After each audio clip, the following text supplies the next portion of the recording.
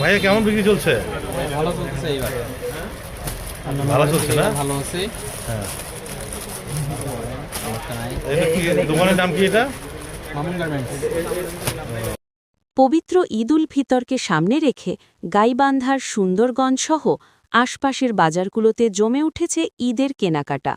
সকাল থেকে রাত পর্যন্ত মার্কেট ও দোকানপাটে ক্রেতাদের ভিড় দেখা যাচ্ছে। পরিবার পরিজনের জন্য নতুন পোশাক কিনতে অনেকেই দল বেঁধে বাজারে আসছেন। ঈদ উপলক্ষে সবচেয়ে বেশি বিক্রি হচ্ছে নারীদের শাড়ি ও থ্রি পিস, পুরুষদের পাঞ্জাবি ও ফতুয়া, শিশুদের জিন্স, ট্রাউজার ও নতুন জুতা। সন্ধ্যের পর বাজারে ভিড় সবচেয়ে বেশি হয়। বিভিন্ন মার্কেট ও দোকানকে রঙিন আলো ও সাজসজ্জায় সাজানো হয়েছে, ফলে পুরো বাজার এলাকায় ঈদের উৎসবমুখর পরিবেশ তৈরি হয়েছে।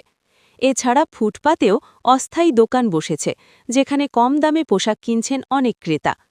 এদিকে ঈদবাজারে ক্রেতা বিক্রেতাদের নিরাপত্তা নিশ্চিত করতে প্রশাসন ও আইনশৃঙ্খলা বাহিনী বাজার এলাকায় নজরদারি বাড়িয়েছে।